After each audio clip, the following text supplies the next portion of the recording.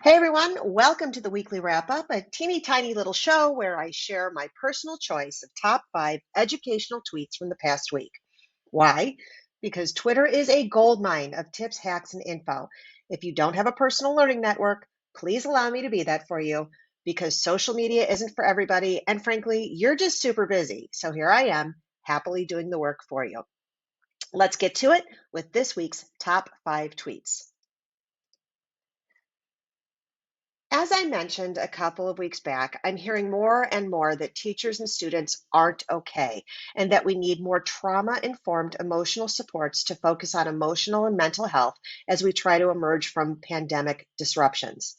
This tweet from the Kentucky Academy of Technology Education at Murray State University shares a link to an article by educator Mandy Froelich, I hope I pronounced that right, that truly addresses pathways to emotional healing. I've provided the bullet points here, but I encourage you to take 5 minutes to read the article and share it out. As Mandy so astutely observes, when SEL work is done well, the rest of the learning will come. Whether you're a rabid Wakelet user or an occasional user, these 30 ideas shared by this amazing platform can help you get started or up your game. Yes, there are a plethora, oh my God, how much I love that word, of platforms out there, and it can be utterly overwhelming. But Wakelet is a one-stop shop. From lesson planning to discussion boards to personal microsites, these ideas, educator sourced by the way, should provide some answers to the question, how can I use Wakelet in the classroom?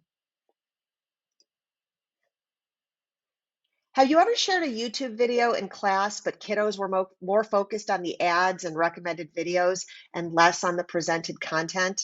There's a simple fix for that, according to Tony Vincent. And all it takes is adding a hyphen after the T in the video's URL. Small T for the win. Woo! I am such a fangirl of this next teacher, Amanda Sandoval. Not only does she design jaw-dropping learning opportunities for her students, but she is on the front lines when it comes to experimenting with new education technologies and then sharing practical ways to use them in the classroom. In this tweet, Amanda endorses Rewordify.com as a way to make difficult reading passages more accessible for kiddos. You paste a reading passage into the platform and voila, you've got a scaffolded version to share out for students in need. Thank you for always being willing to try something new on our behalf, Amanda.